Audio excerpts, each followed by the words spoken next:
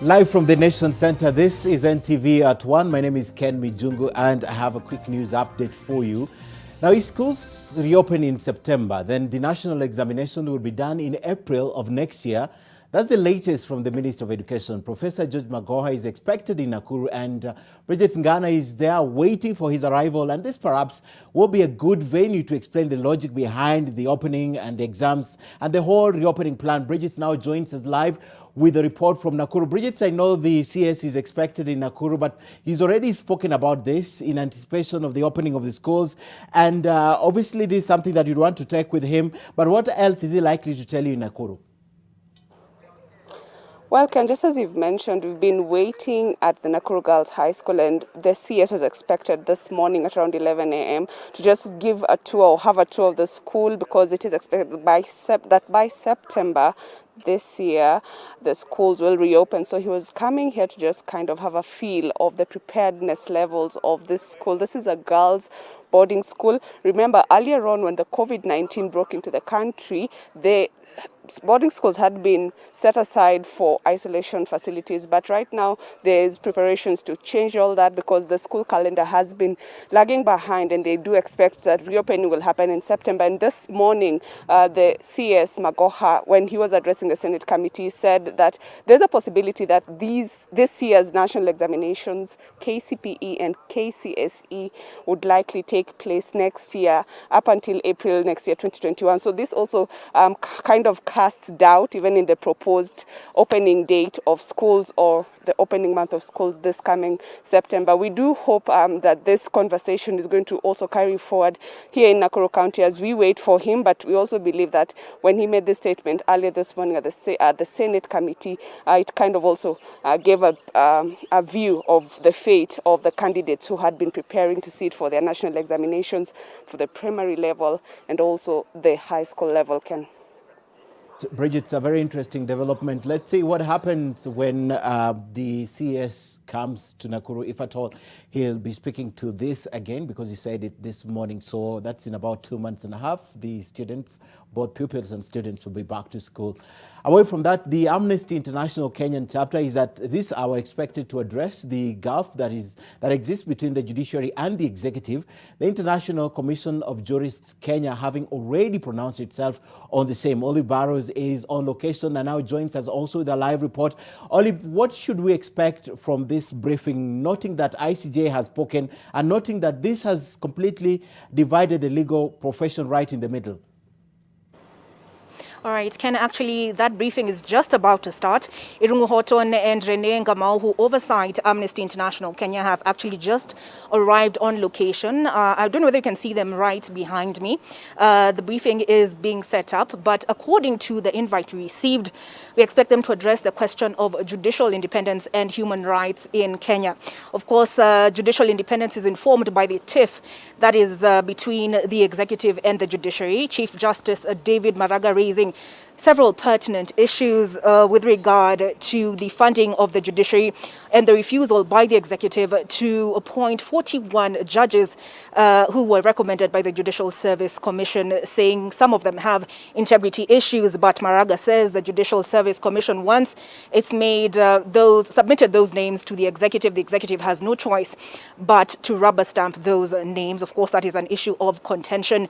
The other issue that Maraga raised was the fact that he said that he has been unable to get a hold of President Uhuru Kenyatta, but the Attorney General Kihara Kariuki disputed those claims, saying that the Chief Justice has a direct line to President Uhuru Kenyatta and himself as Attorney General. The Attorney General himself coming under fire for not advising President Uhuru Kenyatta adequately. But the Attorney General says the CJ is playing to the public gallery, saying that he's more interested in acquiring, according in his words, hero status. So we wait to see if the issue will be resolved in good time, given Amnesty International and ICJ Kenya, as you mentioned at the top, have raised concern about how this tiff will affect the delivery of justice. I don't want to take too long so that we don't miss the press conference, but that is what we expect them to address. Right, Olive Barrows, they're reporting from for us on the tiff between the judiciary and the executive. Let's wait and hear what the leaders will speak about. If we can take it live for you during this live broadcast, we'll definitely do that. Away from Olive's story, leaders from the western part of the country this morning held a closed-door meeting where the economic recovery and development of that region formed a huge substance of the discussions, attended by Interior Cabinet Secretary Fred Matiang'i. And Vincent Duo now joins us also with a live report. Vincent, we know they have spoken about the economic recovery development. There was speaking about the projects that have been undertaken and some left underway. But tell us, what else did they say at that meeting? Basically, you know, here the Interior Cabinet Secretary Fred Matiang'i was here in his capacity as the chairman of the National Development, Implementation and Communication Committee. And the meeting brought together a number of cabinet secretaries. For instance, Agriculture CS Peter Munya was here, also Water CS Cecil Karaoke, and also Devolution CS Eugene Wamalwa was also here. And all of them were here basically to look at how to revive the economy of the Western region, because you remember this meeting comes a few days after ANC leader Musalia Mudavadi, together with Ford Kenya's embattled leader Moses Wetangula, complained that when they looked at the budget of the 2020-2021 budget, the national budget, their region as Western region was neglected, and there was nothing positive they saw that was geared towards reviving the economy of the region. And one of the issues that really they've said they are going to look at is the issue of floods, you know, because due to the heavy rainfall that we've experienced of late, they're saying that they're going to look at the measures on how to fund the recovery efforts and also to deal with the floods menace in the region, together with reviving important sectors in the region like the sugar sector, coffee, and areas that they say are the backbone of the Western region. But now something that I noticed is that despite this meeting being a meeting of elected leaders from Western region, leaders, or what we say ANC leader Musalia Mudavadi, together with Ford Kenya's Moses Wetangula, were not in this meeting. And I tried to ask whether they had invited them or not, and the Interior CS dismissed my question and refused to answer, saying that this meeting was all about development and it had nothing to do with the politics. And I've also noted that when I look at the number of MPs, because they're saying this meeting had 20 members of parliament, and when I try to look at most of the MPs who are here are those who are aligned or those who are not aligned to the Moses Wetangula faction or Mudavadi faction. For instance, present today was the alleged new Ford Kenya party leader, Wafula Omunyinyi. The Kondui member of parliament was here and he attended this meeting. And therefore this is going to have some political ramifications moving forward, because we know that the government, especially the wing supporting Building Bridges initiative and the handshake, have been trying very hard to also rope in a number of leaders from Western region to support their cause. And we've also seen also the section from the Deputy President William Ruto have also been trying to lure leaders from the Western region, especially Wetangula and Mudavadi. And therefore, despite the Interior CS insisting that these are development meeting, we know it must be having some political undertones ahead of the 2022 general elections. And therefore, moving forward, we are going to watch keenly what is happening, because we know right now Western region has become a hotcake to the big political players in the country, and everybody is trying to see how what they're going to do to lure them into their basket. That is it for now. I'm taking you back to studio. All right. Very interesting indeed, Vincent. And as they say, politics never played a part in that discussion. And of course, we are waiting to talk to Seth Olale, who is supposed to be giving us the COVID update for today, because we need to know if those numbers are going up or low. But as we wait for Seth to come, because we expect him to be on any moment from now, let's move on as we try to get him back. Residents of Baito, that's in Bomet County, want missionary, that's Gregory Do, to face stiffer penalties for admittedly preying on the girls trusted in his care between the years 2013 and 2017. Now, the residents say the 16-year jail term he's expected to serve is not adequate, or is not enough, given the trauma inflicted on the children he allegedly abused. They also want his victims to be compensated. I'm happy for the sentence that he was given, so that he can serve that much time in jail, so that he can understand everything that is done and what he's done to a lot of kids. What about the interest of these kids now? They are loitering in Boito town especially those teenage girls. They don't have where to go. Some of them are loitering from one pub to the other. About 2 girls are in Boita town. So even if they heard about this sentence, I don't know how that is going to benefit these girls. I'm a bit concerned that the said 17-year jail term is on the lower side, considering the trauma that these girls went through over that period of time. The sentence that he was given, 16 years, is quite, it's not enough. What you'd have wanted is that he would have, maybe he could have also been brought back to Kenya so that he can be tried using our courts, because the sentence that he was given is that it's not, to us, it's not justice to the children that were involved in his place. And of course, if he serves that sentence, then he will be out at about 77 years of age by the time he's done with the 17 years that he has been given. Well, we're still waiting for Seth Olale to give us a briefing from the other side of town, because today the briefing is not happening in town. As soon as we get him, we'll be bringing him on air with a live report. But let's move on. East Africa Community and Regional Development Cabinet Secretary Aden Mohamed and the health officials held a meeting with Tanzania's representatives at the Namanga border to put an end to a 2-week standoff that has paralyzed cross-border trade between the two countries. NTV's Judith Cherono with the details. Operations at the Kenya-Tanzania border have been on a standstill for the past 2 weeks following disagreements on truck drivers' testing modalities at the Namanga border. Kenya's health officials had claimed that Tanzania's truck drivers were getting COVID-19 testing certificates from dispensaries and chemists, breaching the agreed MOU, which indicated that testing must be done in facilities recognized by the World Health Organization. Tanzanians, on the other hand, protested Kenya's move, blocking cargo vehicles from accessing their country. Wafanyabiashara walienda hasara sana kwa sababu bidhaa zao iliweza kuharibika, lakini tunajua ya kwamba mambo sasa iko sawa. This is something that has been quite painful to the business community on both sides. It is something that really goes against the spirit of what we have been trying to do in building a very strong, united East African community that has one customs union.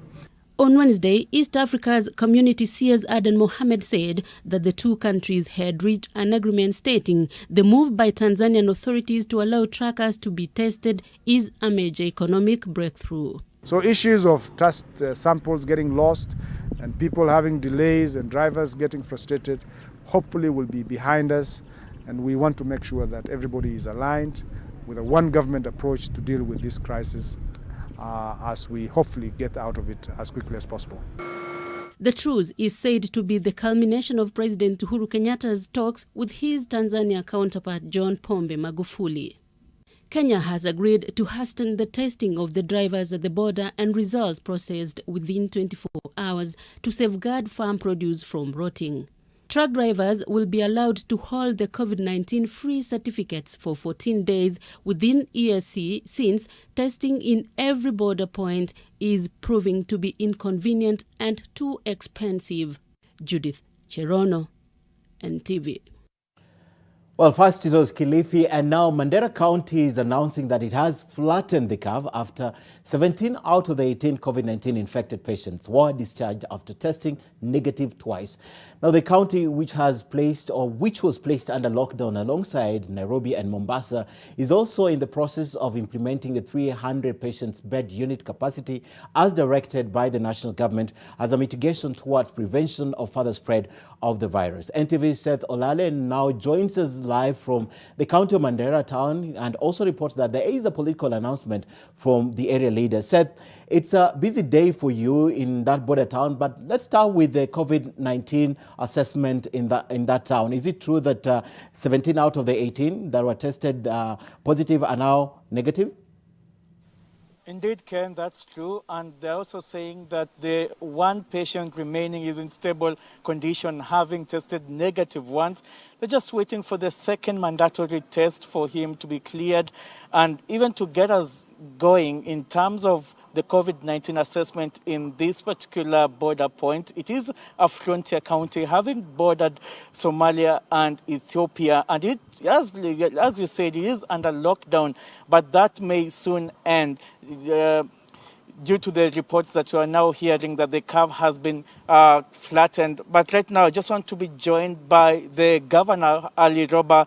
Of course, it is a very busy day for Mandera. We're talking about the COVID-19 status of the county. There is also a security briefing that you're supposed to be informed about, and also a political declaration.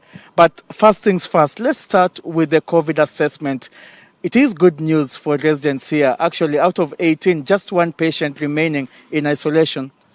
Thank you very much. We are here as Mandera leaders from at the national level, National Assembly members, as well as the Senator, the Women Rep, the county, myself and the County Assembly in a consultative meeting with 3 critical agendas. One of the critical agendas we have so far tackled is the issue of COVID-19, and we are happy to report that despite the rising numbers at national level, we've managed to get our numbers down.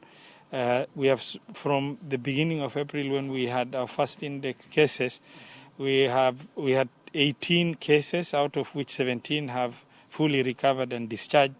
The last one in the hospital has tested negative for the first time. We expect the second test to validate that before he can be released.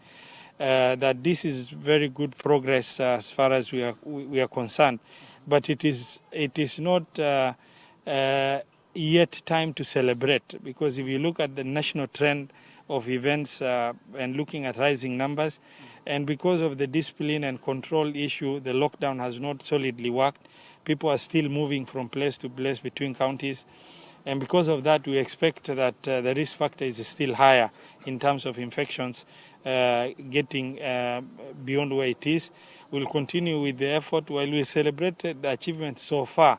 Yeah. But we are not celebrating as an exhaustive issue, because the risk factor, looking at the national trajectory of COVID-19, numbers going up, we have grave concerns with respect to what that will mean to us, because all the cases we've gotten are cases from Nairobi, Malindi. The first in the cases are from Malindi, yes, and the remaining ones are from Nairobi, and we have a few that are cross-border related. Yeah. And we've just come together to sensitize on how we can scale up our efforts as leaders, together with our Ministry of Health and National Ministry, to make sure this is happening, including cascading the communication from the resolutions of the summit, where 300 beds were, the President directed that a minimum of 300 beds be done. We have so far put 190 beds in place.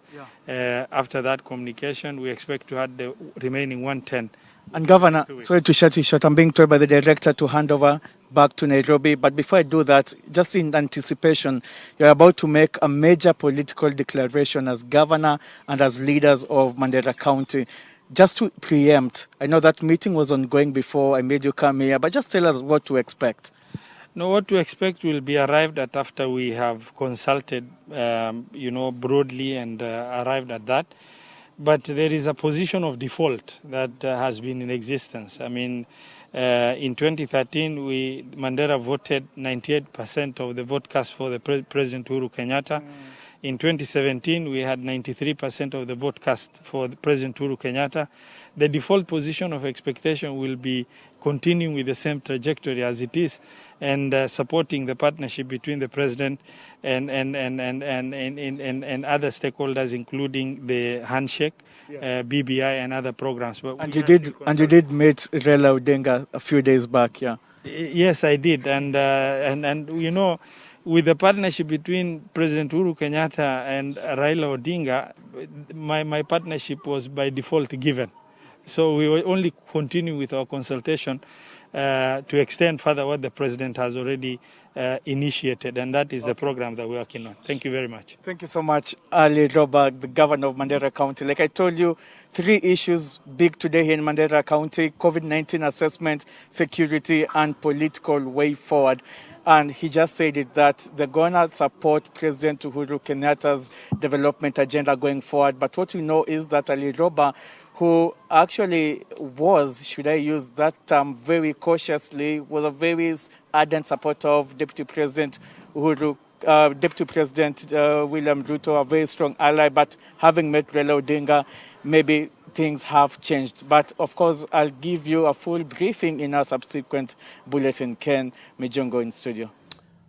All right, Seth, thank you for that live report. And of course, we're taking a short break. It's about 20 minutes past the top of the hour. Dibala now will be in studio shortly to talk about what's going on this afternoon about 4 p.m. Kenya and Djibouti are squaring it out after missing the requisite threshold to occupy the security seat, the temporary security seat at the United Nations. So Dibala will be talking about that, but we still have a lot of news plus sports. So stay with us. We'll be right back.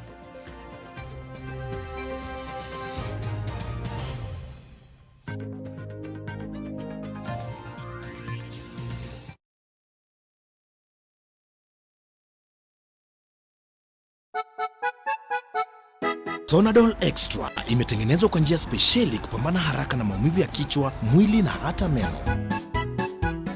Sonadol Extra, hakika maumivu yakizidi, pata ushauri wa daktari.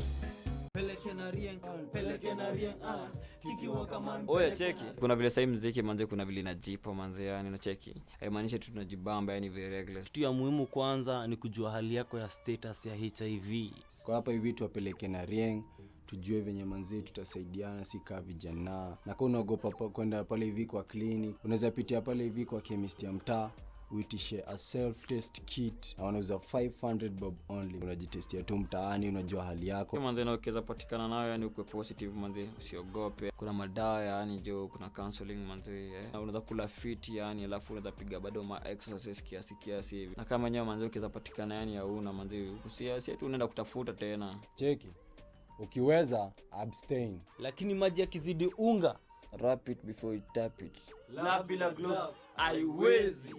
Rieng kujua. Unapoendelea kujikinga kutokana na HIV, tafadhali zingatia taratibu zote za serikali za kujikinga na virusi vya corona. Afya bora, maisha bora. Jipime, jiinue. Sending money has never been this easy. All you need to do is log into your bank's mobile app or USSD menu. Select the PesaLink option in your bank's menu. Select Send to Account. Enter the recipient account number. Enter the amount you want to send. Enter the reason for payment. Confirm the details of the transaction. After confirming, you will receive a confirmation notification via text. PesaLink. Easy, affordable, instant. Anytime, anywhere.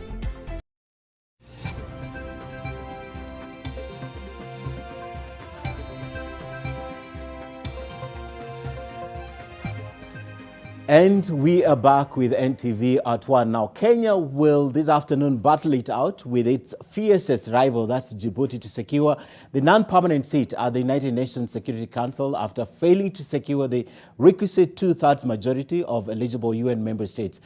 This will be eagerly awaited this evening or this afternoon. And the question that we're asking, and Dibala will be asking, what will this mean for the country? Kenya has beaten Djibouti to the punch on the road to securing the much-coveted United Nations Security Council seat for 2021-2022 term, at least for now. Vote for Kenya is a vote for multilateralism. A vote for Kenya is that even the smallest voice shall be heard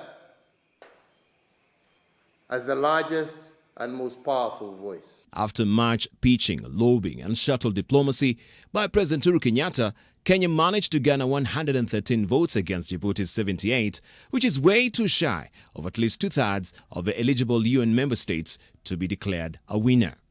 The vote was conducted virtually via a secret ballot due to measures meant to contain the spread of COVID-19. And so, The tenuous journey to secure victory for Kenya continues apace this afternoon at 4 p.m. East African time, with the second round of voting for her to be declared the winner. Should there be no winner emerging from today's second round, there could be a further round of voting still. After that, the contest could be open to new entrants if neither Kenya nor Djibouti concedes. On the flip side, they might agree to share out the seat, a year on the council each. Kenya won the African Union endorsement last August, but Djibouti stuck in the race, arguing that AU decision was illegal. Kenya and Djibouti are bidding to replace South Africa on the UN's most powerful organ charged with maintaining global peace and security.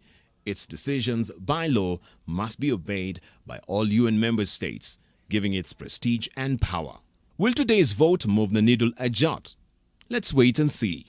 Dibala Nair, NTV.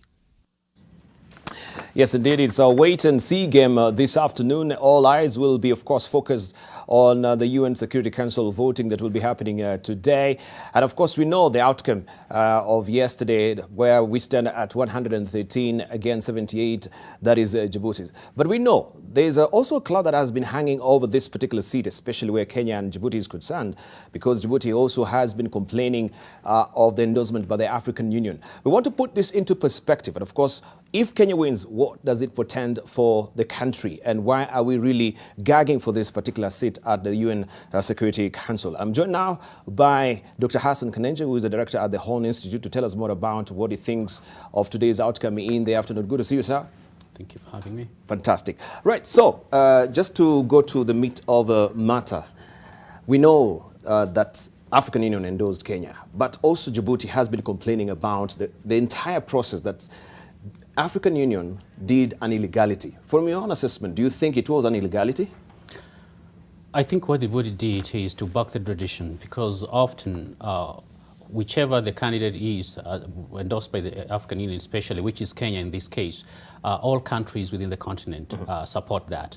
And there was an initial indication by Djibouti that was actually going to support Kenya in its bid to get the non-permanence in the United Nations Security Council. However, this is something that does not reflect very well on the continent, and we hope there's going to be healing after this. We also know that the Foreign Ministry said last year that Djiboutians were campaigning without decorum and certitude and were in fact disrespecting the African Union by talking ill of the continent's body's decision. This is by that particular endorsement. Yeah, frankly, what Djibouti has done is unprecedented, especially on the continent, with regard to how Africa has conducted its relations with the international community and within the United Nations. And yes, there was a lot of cut and paste, for instance, copying lots of Kenya's ideas to try and front them as their own.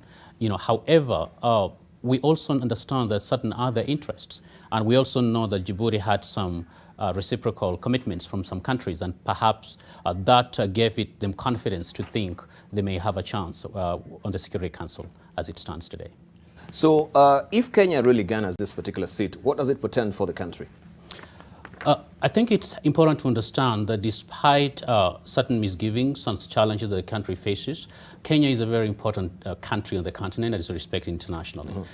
It's led in lots of agendas, whether it's on climate or humanitarian issues. It's a host to a lot of refugees, but it's also been an important player on other issues within the United Nations.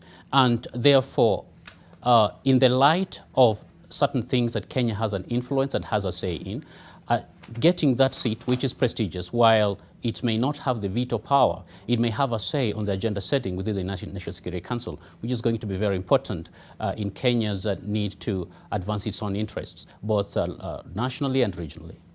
So I needed to ask you also on the rotational basis, because this will be the third time that Kenya, if it wins this particular seat, it will be the third time it will be actually on the UN Security Council as a non-permanent member. But there has been also the debate on the Francophone speaking nation and also the Anglo-speaking nations. And Djibouti were saying that for going by the rotational basis, actually, Kenya should not be vying for this particular seat now. This should actually be, a preserve for the Francophone nations. What is your assessment on that? Yeah, first of all, there is gentleman agreement, and there is what is important when it comes to international relations. As things stand and where Africa is, Kenya is actually best placed to represent Africa's interest than Djibouti. Now, it is not unheard of that some countries have been on Security Council as non-permanent members several times. Kenya twice, Djibouti has been there once. But today as we speak, I think Kenya is best placed to speak for the continent, especially at a time when you're facing a lot of internal challenges. We're facing COVID-19, problems of climate change. And Kenya has a reputation of having been a big player in this, and not beyond even the peacekeeping that is very well known for. So I will quote UN, that is UN Mohammed Said Douale, who is an ambassador to the UN. This is Djibouti's ambassador to the UN, I should say, Mohammed Said Douale. In an interview with the New York Times, he said that the voting, the process represents a violation of the AU rules. And this is why we rejected the outcome as flawed and illegitimate and as a break from precedent that never happened before. This is in light of what we were talking before, where they're calling it illegitimate. And you know, the African Union norms, he continued to say, works as follows. It selects the national candidate based on frequency and recency of its participants in the Security Council to ensure equitable representation among Africa's 54 countries. Kenya, an Anglophone country, has been council member twice, the last time in 1997 and 1998. Djibouti, a Francophone country, was a member of the council 1993, 1994. Djibouti has the precedence. This is what he thinks. Yeah, and I think it's less to do with rules and a lot to do with what has been practiced. However, at this point, especially in time in international relations, we, as a continent, I think we have to look at who is going to best represent the interest of the country. South Africa, they're going home, they've completed their term, and I think they did an excellent job. And just based on all standards of measure, I think part of the reason why Kenya failed, they should make a bid or a run for that seat, is because of a number of issues that they think they may have a better say. And frankly speaking, a lot of countries in the world recognize that. That is why, despite the reason that Kenya was a late entrant in the bid for the United Nations Security Council, it managed to garner 113 above 78. Now, I expect that at the end of the day today, you know, Kenya is going to emerge victorious, in part because the previous voting might have been informed also by the reciprocal commitments that Djibouti had with some countries, which may not feel obliged to do that in the second round. So this little window period that we have since yesterday, do you think that will make a discernible difference as we're winding up? It does, because part of it is actually common sense. And a number of countries are going to see that Kenya is way ahead of the curve. And therefore, perhaps it's going to be safer to put their bets with Kenya instead of Djibouti. And I'm not speaking this because I'm a Kenyan. It's just because Kenya actually stands a better chance to represent the interests of Africa than any other country. And I think the whole world, or at least majority of countries within the United Nations, recognize the special place that Kenya holds. Of course, we understand some of the undercurrents and some foreign powers that would rather have Djibouti on the UN Security Council as a permanent member, in part because of the less power and the less effective it may be in trying to control the agenda of the African continent. Right. Dr. Hassan Kanenje, quite cogently put, thank you for your, of course, sentiments this afternoon. We'll all be keeping our eyes peeled on what will be happening at 4 o'clock, and of course keeping out our ears as well. And as soon as we get that information, that will be relayed to you as well. But for now, we continue with the news apace. And of course, Warada Kiro is standing by to give us, of course, what is happening in the world of sports. Warada? Thank you very much, Debal. It is time to play, and we start with some lovely news. The Kenyan Premier League giants Gor Mahia and FC Leopards have both secured a new sponsorship deal with a gaming company, Bet High Kenya Limited. Bet High Kenya Limited, who are yet to start their operations in the country, will bankroll Kenya's biggest community clubs for the next 3 seasons. For the right to brand BetSafe on their shirts, record KPL champions Kogalo will get 55 million shillings per season, while Ingwe will receive 40 million shillings per season. The sponsorship will come as a big relief for both clubs who have endured tough financial times during the 2019-2020 season, with players even going without salaries for several months.